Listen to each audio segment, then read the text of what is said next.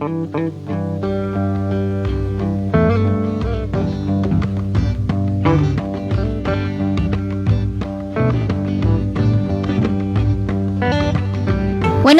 Jeronimo Drol, Son of Jogja. Assalamualaikum warahmatullahi wabarakatuh. Kanca Muda Jogja, selamat sore.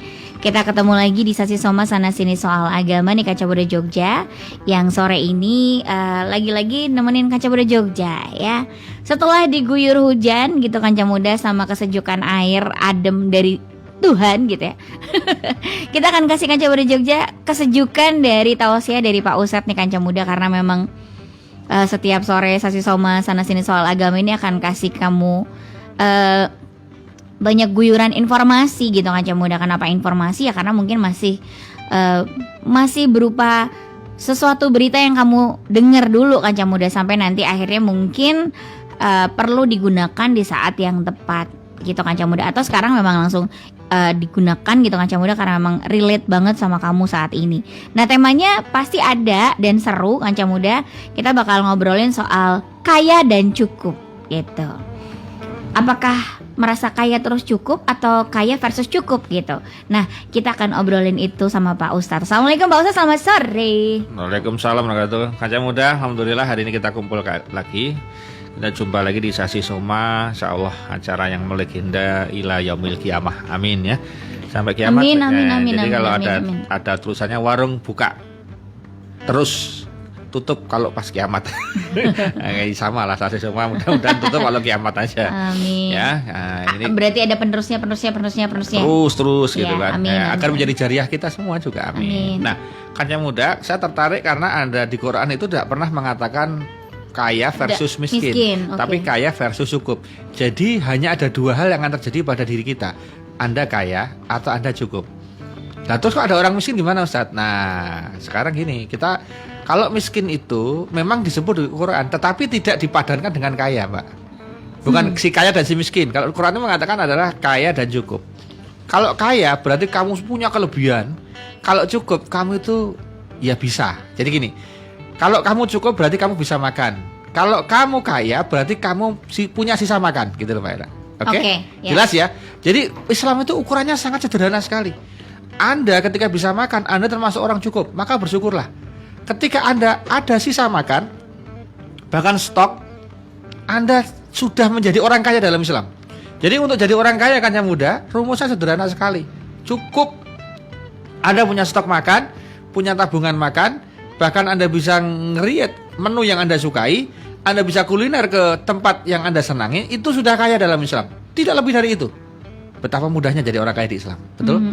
Nah, kalau cukup itu hanya bisa makan hari itu dan ada. Kasarannya kalau satu hari makan 3 kali, ya 3 kali makan itu ada. Memang nggak sisa, memang nggak ada stok, tapi dia selalu ada, itu cukup.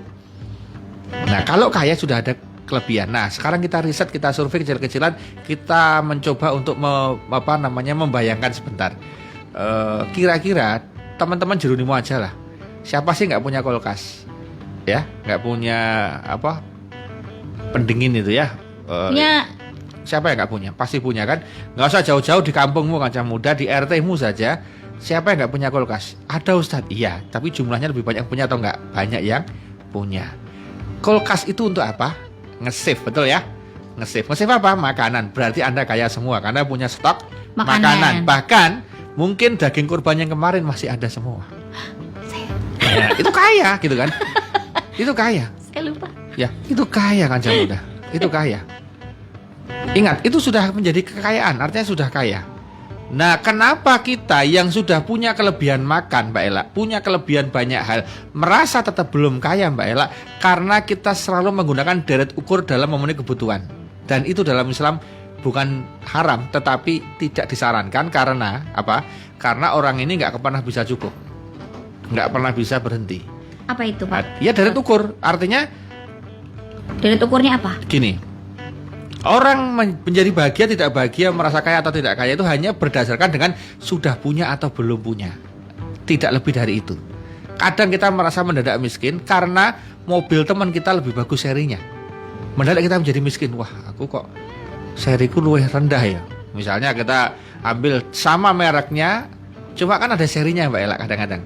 Seri ini harganya sekian seri. Jadi mobil sendiri didesain oleh kapitalis itu untuk membuat orang itu merasa tidak pernah kaya. Tidak pernah cukup. Tidak pernah cukup, tidak pernah kaya. Oh, tidak pernah kaya. Tidak pernah kaya.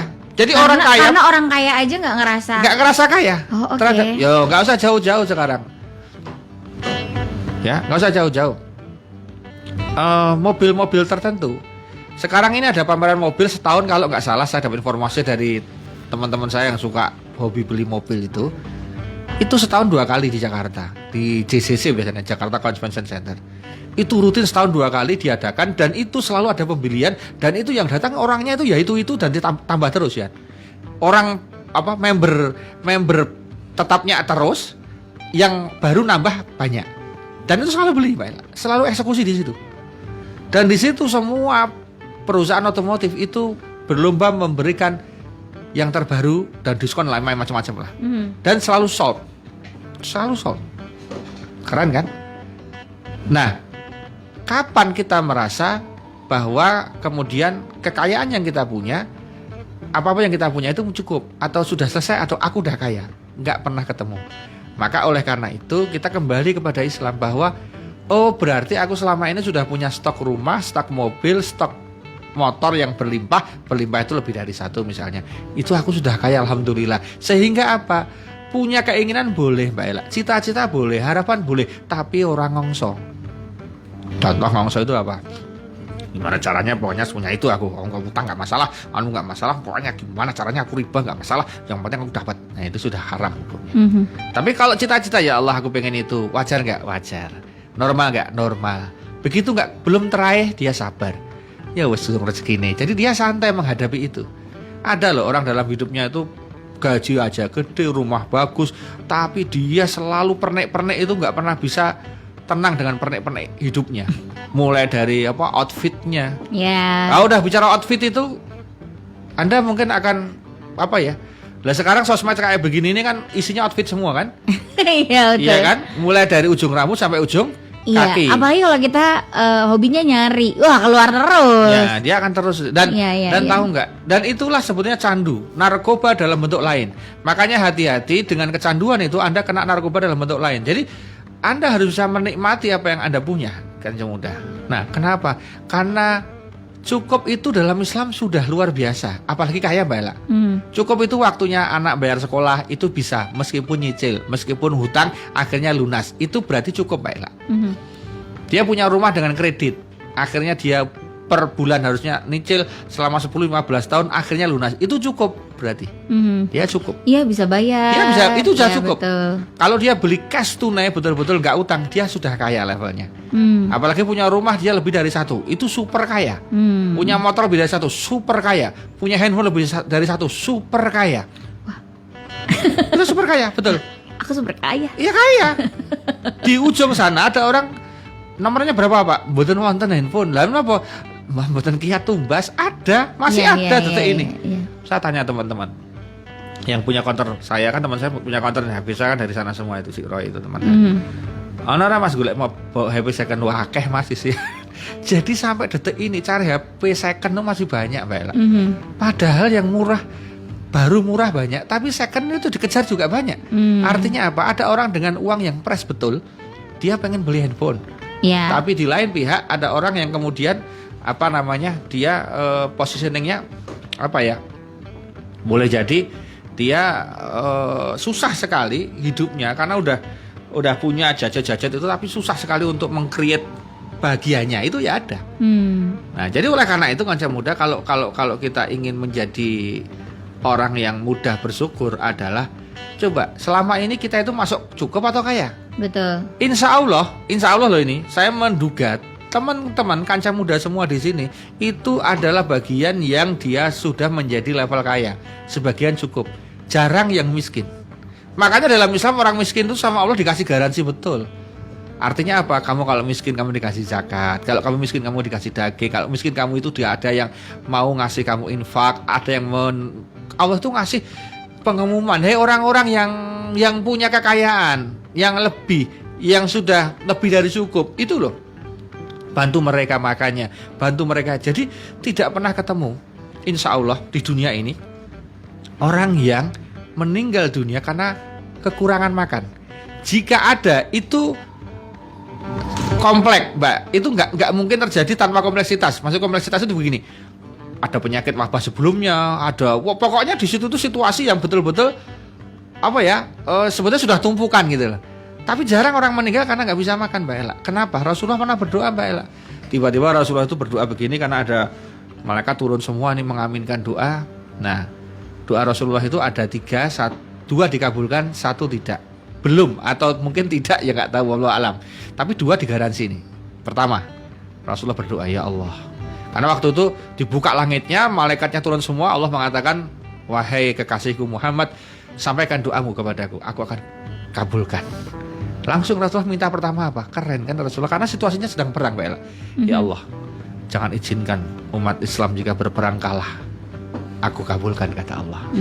Jadi kamu lihat di penjuru dunia manapun sampai yaumul kiamah Islam gak pernah kalah. Amin. Itu gak pernah kalah. Kalau kemudian dia terjajah, yes, tapi akan bisa mengubah keadaan. Kalau sedang kepepet, di beberapa tempat dia digencet, tapi lihat Palestina, pernah Palestina hilang? Gak pernah Palestina mati semua. Gak pernah, selalu muncul generasi baru-baru. Bayangkan situasi perang anaknya ono terus, akeh meneh. Perang loh bro, anak kene pandemi yuk kon stay at home yuk hamil itu wajar gitu. Nah, kon ora stay at home ya bro, bom at home itu tetap betul anaknya terus. Iya juga ya. Itu bom at home sana itu. Bikinnya padahal deg-degan loh. Deg-degan. Iya ya kan? benar. Tetap aja anaknya banyak. Apa? Itu doanya Rasulullah. Ya Allah, jangan izinkan umat Islam kalau berperang kalah. Itu Rasulullah, dan Allah mengatakan amin. Aku kabulkan, kata Allah. Garansi dari Allah. Maka lihat, gak mungkin orang Islam kalah kalau berperang. Kedua, ya Allah, jangan izinkan umatmu meninggal karena kelaparan. Maka kamu lihat, yang muslim gak mungkin ya kelaparan. Bahkan muslim ini sudah memberikan makan kemana-mana. Sekarang Jumatan mana yang gak ada nasinya, saya mau tanya. Punya siapa Ustadz ya? Berarti amirmu harus create itu. Ya, kurang kreatif tak? Sudah ada nasinya. Beberapa masjid sudah tidak pakai nasi, langsung ngundang bakso, ngundang soto, ngundang macam-macam. Wow. Jadi nggak nasi bungkus lagi, prasmanan bro. Iya. Serius. Kenapa? Ini made by order ya. Ini doanya Rasulullah. Sekarang kamu lihat masjid mana kalau pas besok Insya Allah Ramadan tiba, masjid mana yang nggak bisa mengadain buka bersama? Saya mau tanya, mesti bisa. Insya Allah. Itu kan, makanya kalau bicara makan, kalau tujuan kamu makanya jangan pernah bilang mau kemana lah. Aku mau mencari sesuap nasi. Wah dosa loh gue. Nasi sudah ada, sudah digaransi sama Allah. Jangan pernah bilang gitu lagi. Jangan mencari ridha Allah dengan cara bekerja, mencari rezeki Allah dengan cara yang halal. You know, keren. Orang gak mencari sesuap nasi. Itu sak suap tenan lho kowe engko. Iya juga ya. Iya, jangan pernah pakai sesuap nasi. Genggam berlian boleh? Lebih banyak gitu. Nah, berlian harga ngopo? Kurang keren. Duit ngono wae malah cetha. Ya Allah, saya cari rezeki, salah satunya duit diperbanyak ya Allah. Amin. Oh, iya. Dan kalau doa enggak usah dibulan-baleni, kata Gus Bahak bagus sekali. Saya kalau doa seperti Hikam. Loh kenapa? Hikam kalau doa itu cuma sekali, terus nggak mau lagi. Loh kenapa nggak mau lagi? Ya saya ingat dia ketika saya, kata Gus Bahak, ketika dia di Raudhah, dia di Multazam, dia haji, dia umrah, itu mau doa panjang nggak jadi doa, malahan oka sholawat, zikir, istighfar komplit, rasi dondongo. Loh kenapa nggak jadi doa? Lah aku udah pernah doa, terus aku bilang apa ya Gusti Allah lali kan jarang mungkin toh. Kaya Gusti Allah lali tak eleke terus rasa Gusti Allah sing ngerti sing nyatet ora mungkin lali. Ya itu ya, enggak, ini tauhidnya udah tinggi. Ini tauhidnya tinggi. Ini bicara yang tauhidnya tinggi. Kalau masih tauhidnya ala kadarnya, dia pakainya yang lain. Doa seperti mengayuh sepeda. Kamu ulang berkali-kali akhirnya sampai juga. Itu levelnya pemula. Kalau levelnya tauhidnya ada tinggi, yakin bener Allah bakal ngabulin. Udah. Allah ngerti ramune jok lali. Ya Allah sing biyen kae lho, ya Allah, sing biyen kae lho. Aku lali ra ono. Gusti Allah ra mungkin lali, ngawur. Allah pastilah mengingat semua gitu loh. Jadi kita tuh makanya Cak Nun sampai bilang gini. Kalau kamu itu sudah taat sama Allah, maksiat kamu hindari terus terang, kamu hindari serius betul. Amal soleh kamu kerjakan dengan lillahi ta'ala. Kamu benar-benar nempel sama Allah. Kamu gak perlu doa. Kamu diam aja, Allah tuh akan ngasih kebutuhan kamu. Kenapa? Karena taatmu, karena anti maksiatmu itu adalah bagian dari doa. Mulai. Jadi kamu itu tidak perlu doa daki-daki. Allah tuh tahu, dikira Allah itu orang ngerti karo kowe mah segalanya. Perkara kamu doa itu adalah salah satu formalitas yang harus kamu tempuh sebagai cara. Nek cara wong arep mlebu jerinimu lah. Gimana lah aku bisa jadi penyiar jerinimu? Ya kamu daftar. Kan nggak mungkin jadi penyiar jerinimu walaupun bisa siaran tapi nggak daftar kan? Ya dia daftar dulu. Sama kan minta sama Allah, kamu harus doa. Kenapa? Itu prosedurnya. Doa dulu. Perkara kamu doanya santai, walaupun doanya nggak pernah diulang-ulang, tetapi kamu sekali doa kemudian yakin dan pasrah, kemudian amal solehnya diperbanyak, nggak pernah maksiat. Udah jangan tanya. Apa yang kamu minta itu sebetulnya nggak seberapa. Allah tahu persis kebutuhanmu dan Allah ngasih lebih banyak daripada yang kamu doain. Lebih banyak yang kamu minta. Kita kan mintanya seringkali sebetulnya kan stok terbatas karena apa? Karena diukur dengan kemampuan kita. Gitu loh lah. Kita kan nggak pernah punya doa yang kemudian bisa sempurna merangkai semua, kan nggak ada kecuali doa Qurannya dan doa hadisi ya. Kalau kamu minta benda, kan rata-rata kita minta kan benda. Duit, rumah, mobil, apa nih, lunas utang, benda-benda kabeh tuh. Lah benda-benda itu kan sebetulnya kamu itu sebetulnya kalau minta benda itu kurang kreatif. Kenapa? Kalau ya Allah aku minta mobil. Mobilnya spesifik ra. Engko nek seri kita kayak engko seri ngarepe tar tuku neh ra kowe. Malah bingung ta kowe. Ya Allah, saya mau mobil ini warna kuning, orange. Pak Ustadz. Kalau stoknya bisa habis piye ya? Malah bingung dewe. Nah, jadi kembali ke tadi Kanjeng Muda. Kalau kita mencoba betul-betul memaknai kehidupan ini, insya Allah kita menjadi orang yang kemudian tidak merasa tidak susah bahagia, enggak. Bayangkan dengan serius. Rasulullah rumahnya sangat kecil, Rasulullah sangat sederhana, rumahnya betul-betul tanpa perabot yang mewah. Baiti jannati kata Rasulullah, rumahku surgaku. Keren kan? Itu berarti masalah hati Kanjeng Muda. Oleh karena itu Kanjeng Muda, yuk bersama-sama sekarang saya punya gerakan di segmen pertama ini adalah gerakan agar kamu bahagia cepat. Gerakan membuang barang-barangmu yang sangat berlebihan itu dibuang dengan cara disedekahkan, dihibahkan kepada orang yang lebih membutuhkan. Mulai saat ini kamu inventarisir lemarimu, inventarisir lemari dapurmu, inventarisir tasmu, inventarisir barang-barangmu semua diinventarisir, dibongkar, kemudian ditata bagus, kamu kasih target kemana mau kamu sedekahkan. Dengan begitu kamu akan longgar hatinya dan merasa, oh ternyata aku sugih tenan. Tasku ono 7, sepatuku ono 5, bajuku ono 35. Macam-macam banyak sekali. Iki nggo ngopo? Akhirnya disedekahke.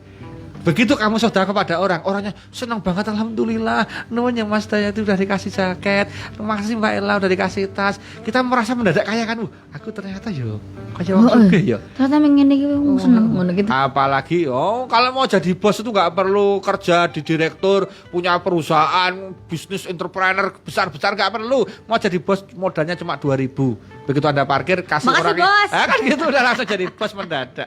Oke. Nanti kita lanjut lagi ke Cemara Jogja. Tadi temanya adalah tetap membicarakan temanya tadi adalah kaya dan cukup itu dari Quran surat An-Najm ayat 48 dan bahwasannya dia yang memberikan kekayaan dan memberikan kecukupan, bukan kaya dan miskin ya Kanca Muda. Jangan kemana-mana, stay tune terus di Sasi Soma Sana Sini Soal Agama. 106.1 Jeronimo The Roll Son of Jogja, masih di Sasi Soma Sana Sini Soal Agama Kanca Muda Jogja. Yang kalau kamu pengennya lanjut dengerin gitu sambil perjalanan kemana gitu Kanca Muda Jogja, atau udah gak di mobil gitu ya Kanca Muda, karena dari tadi dengerinnya di mobil, bisa lo lewat streaming di Jogja Streamers atau lewat aplikasi Noise gitu. Tinggal sediain aja headsetnya gitu Kanca Muda Jogja, supaya mungkin gak kencang-kencang banget gitu kan kedengerannya, tapi bisa didengerin lewat situ. Atau di handphone biasanya ada sih aplikasi radio nih Kanca Muda. Nah kalau itu harus pakai headset atau headphone biasanya. Dan kalau masih punya radio di rumah, cakep, dijaga, jangan sampai rusak. Karena di situ juga kamu bisa dengerin 106.1 Sasi Soma Sana Sini Soal Agama, dan kita ngobrolin agama di sini Kanca Muda Jogja. Nah kalau jadi manusia tuh suka nggak ada puas-puasnya kan gitu, pengennya ini, pengen itu, pengen ini, pengen itu gitu, nggak pernah ngerasa aku tuh nggak punya apa-apa ya. Lah situ tuh bacanya banyak yang ngerasa nggak punya gitu. Aku tuh nggak kaya, padahal ya punya handphone, punya mobil, punya motor, punya rumah, bisa berlindung gitu Kanca Muda. Jadi itu kayaknya persepsi gitu berarti Pak Ustadz ya. Ya. Persepsi kita juga untuk menghargai apa yang kita punya gitu. Padahal Allah tuh sudah memberikan dalam Quran juga kekayaan atau kecukupan gitu. Ya kan kita kalau persepsi kita ngerasa nggak cukup ya nggak cukup terus gitu. Ya. Jadi gini, kita langsung masuk ke solusi ya kan yang mudah agar kita tidak terjebak pada aku Keinginan kaya, berlebihan gitu aku ya. kaya aku miskin gitu kan, atau aku belum kaya aku masih miskin gitu. Agar nggak terjebak pada begitu. Ya kita langsung bilang solusi yang paling tepat adalah ya kita segera ngaji gitu lah, segera ngaji. Nah dalam hidup ini Kancah Muda, coba kita check up waktu kita dari pagi buta kita bangun sampai kita tidur kembali, itu banyak aktivitas yang sia-sia nggak sih gitu kan? Itu harus kita cek dulu. Kapan kita meluangkan waktu untuk belajar agama? Jadi tolabul ilmi itu Mbak Ella, belajar agama itu tidak kewajibannya ustadz saja, kiai saja, santri saja, bukan. Tapi kewajiban setiap muslimin wal muslimat. Nah perkara kemudian yang dibaca bukunya buku apa itu monggo. Perkara medianya lewat mana saja silahkan. Tetapi orang yang kena siraman rohani baik lewat kupingnya maupun lewat matanya karena dia membaca, itu beda nanti. Nah makanya kita harus memaksakan dalam 24 jam kehidupan kita ada nilai yang harus ada nilai religiusnya, yaitu membaca atau mendengar tausiah atau membaca tausiah lah. Pokoknya buku atau tausiah itu harus kamu punya, harus kamu lakukan dalam setiap hari. Itu ibarat suplemen Mbak Ella. Mohon maaf ya, sholat, puasa, zakat, wirid, zikir, sholawat dan sejenisnya Mbak Ella, itu kan amal soleh, ya kan? Dikerjakan bagus nggak? Jangan tanya, pasti bagus. Ini nggak ada komplain, pasti bagus. Nggak usah dibantah, oke? Nah, kenapa? Pertanyaannya gini Mbak Ella, kenapa sih tiba-tiba Ella mau tahajud 11 rakaat Mas Day dan rutin? Amin. Nah, kenapa tiba-tiba Mas Day itu mau duha 12 rakaat? Kenapa? Itu bukan karena Mas Day sedang punya masalah keuangan misalnya, tetapi selain itu Mas Day pernah membaca, mesti nggak? Mas Day pernah mendengar, mesti nggak? Yeah. Mas Day pernah melihat di YouTube atau apapun tentang tausiah, khasiat, manfaat dari sholat duha. Termasuk saya sudah posting, Mas Day sudah mempostingkan di podcast Sasi Soma. Nah, banyak orang terinspirasi melakukan amal soleh itu ketika dia mendapatkan tausiah, ketika dia membaca buku-buku agama, betul nggak? Iya. Bayangkan kalau hidup kita itu nggak pernah baca buku agama, nggak pernah baca artikel agama, nggak pernah dengar tausiah, pokoknya nggak ada agama masuk sama sekali. Yo mohon maaf, kalau dia ritualnya kosong, seakan-akan dia melaksanakan sesuatu yang nggak tahu ilmunya. Kita minum teh saja, kalau teh itu tahu ilmunya tentang teh itu, kemudian kita minumnya mungkin dengan penghayatan. Lihat orang Jepang Mbak Ella, sampai ada acara upacara minum teh itu ada di Jepang. Jadi dia ada acara minum teh itu ada. Kenapa? Karena dia betul-betul teh itu dibongkar, bukunya ada, dibaca dengan maksimal. Bahkan tidak hanya itu, di storytelling storytelling diterangkan dengan maksimal oleh pakar-pakar tertentu, dibahas di mana-mana, dikampanyekan di mana-mana. Akhirnya menjadi di pikiran orang-orang Jepang itu teh itu adalah sebuah minuman ajaib. Wah, akhirnya dia menjadi orang yang katakanlah menghargai teh. Itulah. Itu hanya teh loh Mbak Ella. Gimana kalau dengan puasa, dengan zakat, dengan haji, dengan umroh, dengan amal soleh, dan dengan ilmu-ilmu filosofi gitu. Makanya kita lihat kan dalam agama itu kan ada ilmu akidah. Loh kalau akidah itu ilmunya sampai dalam sini. Tauhid itu namanya. Nah kalau udah ketangkep tauhidnya itu orang itu harus membaca itu. Ar-Razzaq, Maha Pemberi Rizki. Apa itu Ar-Razzaq? Dia baca, ternyata oh iya ya. Dari ilmu agama itulah dia memperlakukan dirinya kemudian dengan dunia itu memberi batas. Dia ngerem sendiri Mbak. Jadi jangan berharap rem cakram itu muncul hanya dari amal soleh tanpa ilmu Mbak Ella. Nggak bisa. Makanya kalau kita ke pondok pesantren Mbak Ella, yang mahal itu bukan praktek ibadahnya Mbak Ella, tapi pemahaman ilmunya. Nggak usah jauh-jauh Mbak Ella. Saya mendapati banyak kasus ini. Apa itu? Orang-orang pengusaha-pengusaha atau pegawai-pegawai yang kemudian resign dari pekerjaannya di perusahaan besar-besar itu tiba-tiba menjadi orang yang sangat menghormati ustad, ngantar kemana-mana ustad, ra kerja loh Mbak Ila. Yo ono wae duite. Itu setelah saya check up, itu dia itu hanya dari apa? Hanya dengan kajian ustad tertentu, itu merasa senang. Itu saya udah dapat banyak contohnya. Dia senang, bahagia. Apa yang dikatakan ustad itu, ya Quran hadis lah tentunya, itu dia praktekkan gitu Mbak Ila. Sampai akhirnya dia betul-betul nggak masuk akal hidupnya itu Mbak Ila. Pernah gajinya puluhan juta Mbak Ila, tiba-tiba perusahaannya tutup, dia sempat limbung Mbak Ila, dia sempat goyang, betul-betul goyang, rumah tangganya pun nggak cerai ya, tetapi susah keuangannya Mbak Ila, sempat nggak karu-karuan, marah-marah terus, begitu memutuskan untuk hijrah, dia berganti, ya perkara kemudian mohon maaf pakai congklang, jenggotan, itu kan efek samping dari dia ngajinya Mbak Ila. Tapi terlepas dari itu Mbak Ila, Allah itu ngasih rezeki. Loh sekarang itu dia mirip kalau mau ketemu sama temannya apalagi gitu. Kapan kita ketemu ngobrol ya Pak, misalnya Mas gitu kan. Ah monggo derek kita kan pensiunan. Padahal masih muda, kita kan pengangguran ini gitu. Gojeknya begitu. Padahal duit ada, anaknya sekolahnya di IT itu yang mahal-mahal itu. Iya mahal. Itu kan? Iya. Loh itu ada. Mohon maaf yang IT memang mahal karena memang ya Anda punya kualitas di sana. Jadi memang nggak usah tersingkir, memang itu faktanya gitu kan. Beda harga beda kualitas. Jar Basuki mau beo gitu kan. Ya artinya apa? Itu nggak masuk akal dan kehidupannya Mbak Ela. Pak tahu nggak Mbak Ela? Pagi itu saya ngerekam sendiri tuh. Pagi dia usahakan tahajud, kemudian dia sholat subuh nggak ke masjid. Habis itu ngaji Mbak Ela. Subuh itu sampai suruk dia. Suruk dia pulang ngaji sebentar, ngaji, suruk, pulang, mandi, nganter anak. Habis nganter anak Mbak Ela terus kemana? Cari sarapan kalau nggak Senin Kemis dia nggak puasa. Telepon teman-teman, yuk sarapan ke sini. Ketemu aku di sana ya ngobrol gitu kan. Dan nanti sholat duha di masjid mana, kemudian sholat duhur, jemput anaknya, gitu aja kehidupannya. Nah, dari situ Allah tuh kirim rezeki itu gampang banget ditelepon. Bro bisa ini nggak bisa ya. Dia dari rumah sambil ngapa aja transfer masuk. Dia hanya misalnya Mas De butuh apa, Mas De gitu. Itu terjadi lah. Itu ayatnya di depan mata saya yang dulu saya mendampingi masa-masa kelam dia mau ambruk itu saya mendampingi, sekarang luar biasa. Ini hari ini dia sedang ngantar ustadz itu. Ustadz kan sedang keliling Jogja ini. Ada Ustadz Riza Safik Basalamah, ada Ustadz Firanda Arzia. Itu ustadz aliran keras kalau istilahnya orang-orang moderat itu keras banget gitu kan. Tapi menurut saya itu bagus ustadznya gitu kan. Jadi kita itu kalau milih ustadz harus variatif. Kapan-kapan kita harus pakai ustadz yang kenceng-kenceng biar kita tahu kayak apa sih pandangannya ustadz kenceng-kenceng.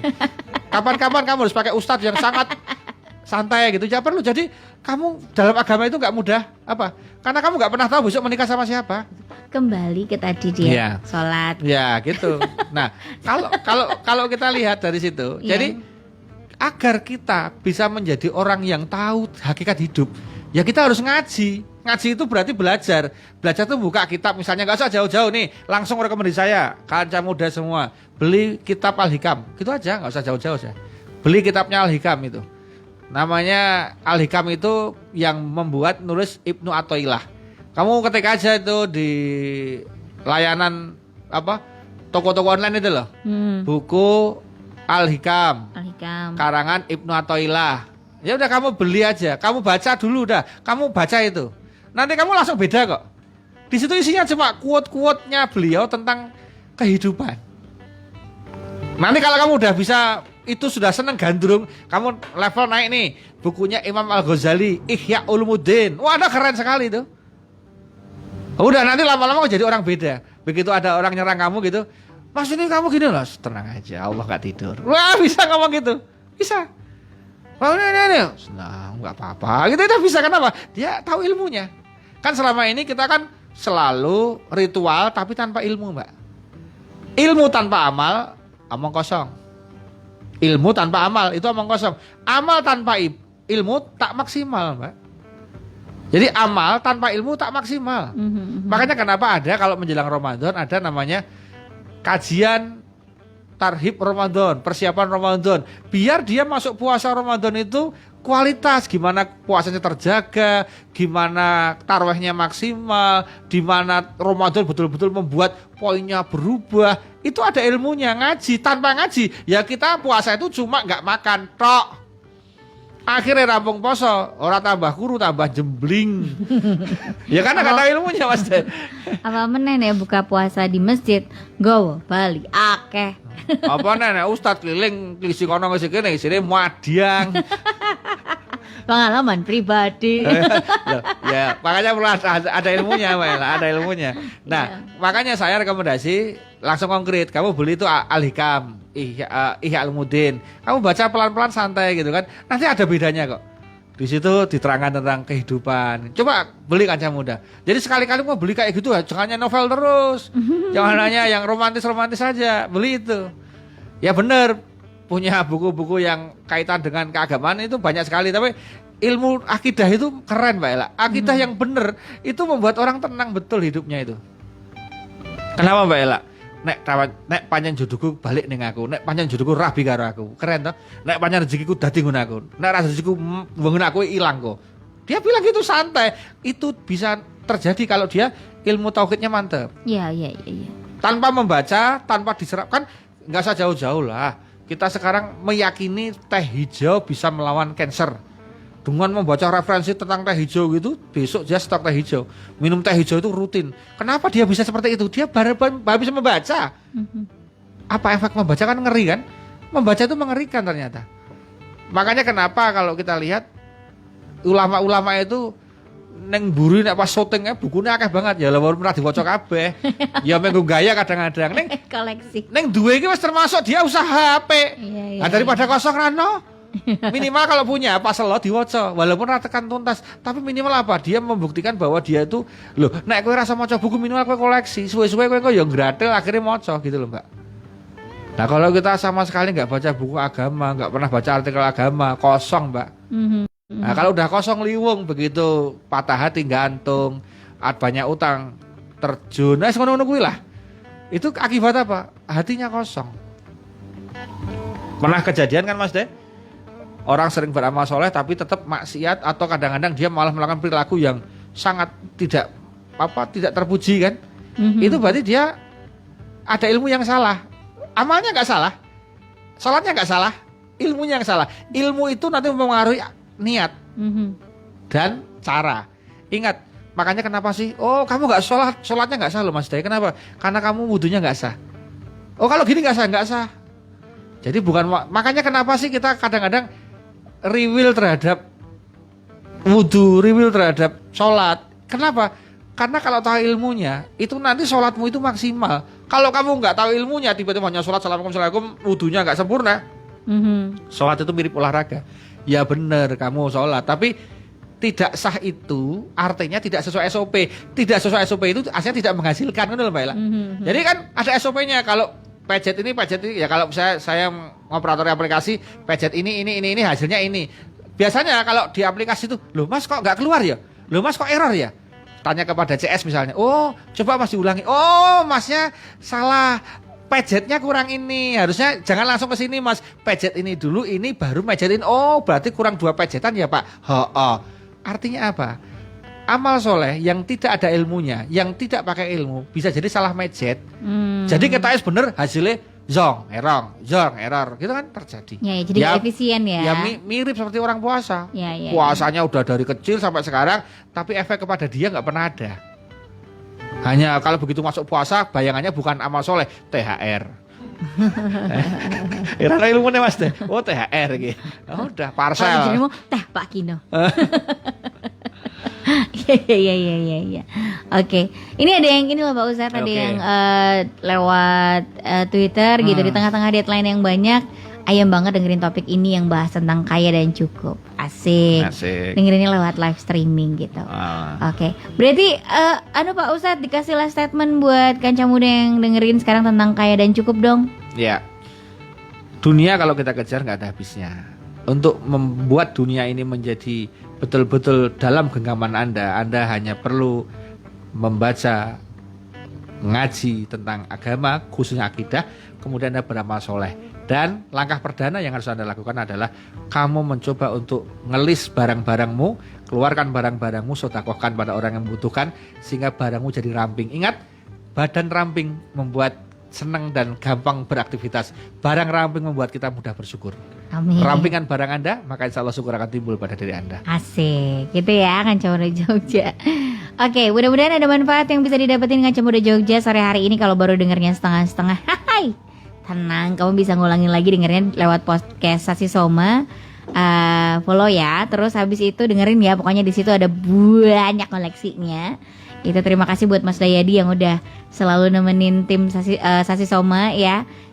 Timnya Sasi Soma yang selalu solid nih, dan udah juga bantuin buat ngerekam di Facebooknya Jeronimo FM dan Facebooknya Pak Ustadz Munif Tauhid. Jadi bisa lihat lewat Facebook, halo, terus atau bisa dengerin lagi lewat podcast Kanca Muda Jogja. Oke, lihat di situ deh. Apa kebutuhanmu hari itu, cari judul yang tepat, lalu dengerin Kanca Muda Jogja sambil boboan, sambil masak, sambil apa, pokoknya dengerin aja. Oke, terima kasih Pak Ustadz. Assalamualaikum warahmatullahi wabarakatuh. Kita ketemu lagi minggu depan. Bye bye.